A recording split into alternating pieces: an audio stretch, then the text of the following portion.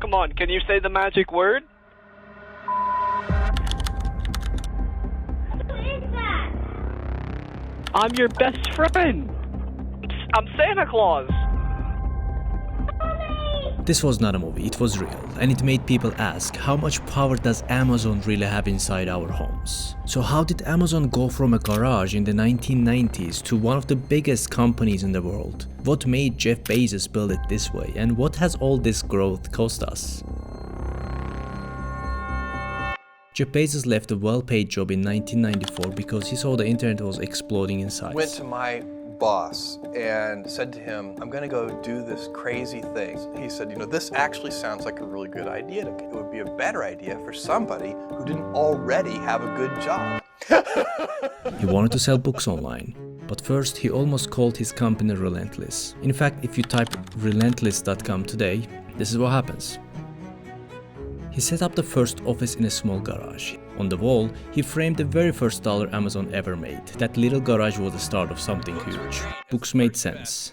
Because books are incredibly unusual in one respect, and that is that there are more items in the book category than there are items in any other category by far. But if Amazon began with books, how did it grow into everything? Bezos had one rule that guided the company.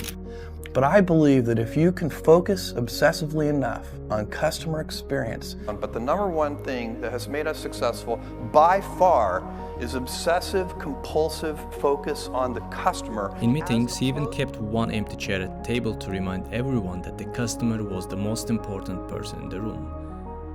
So what move Amazon took beyond just selling books? Amazon quickly added more products, CDs, DVDs, electronics. Then came one of its boldest ideas, Amazon Prime. Pay $79 a year and you get 2-day shipping for free. It sounded risky at the time, but Prime worked. It turned casual shoppers into loyal Amazon customers. Today, there are more than 200 million Prime members around the world. And Amazon Prime is the most successful membership program in history. But if Prime was not enough, how did Amazon make sure people kept coming back? In 2007, Amazon launched the Kindle.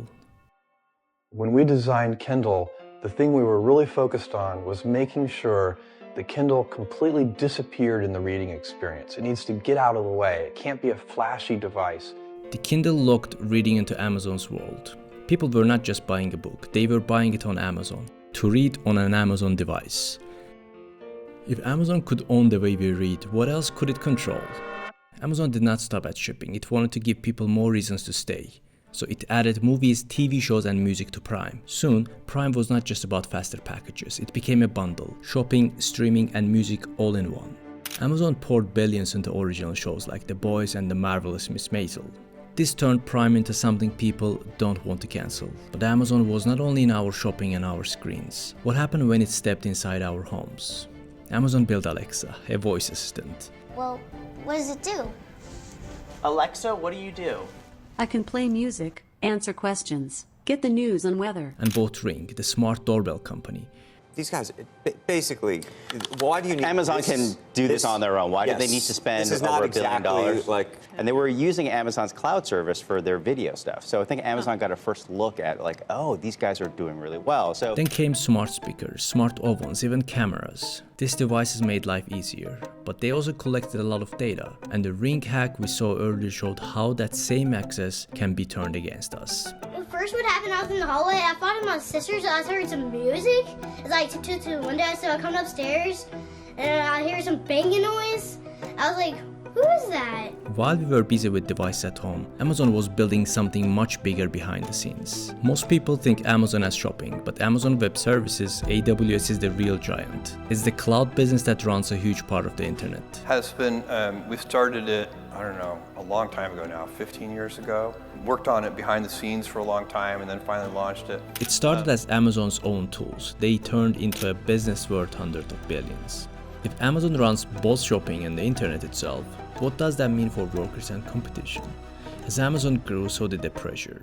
Warehouse workers talk about being pushed to the limit. Drivers race against the clock to deliver packages. If I had the opportunity to talk to Jeff Bezos face to face, have he sweated for 10 to 12 hours a day and not being able to go to the restroom when he needed to go?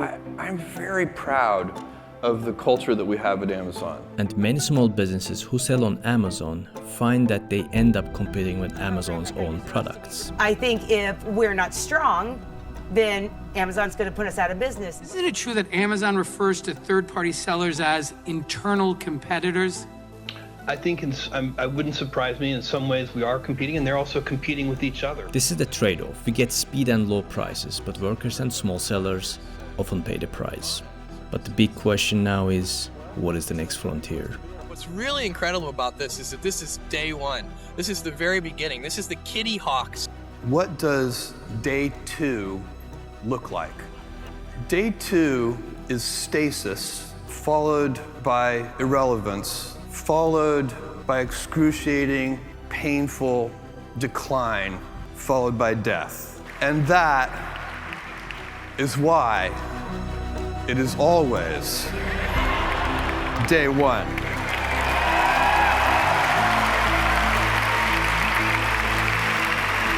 Thank you, you guys.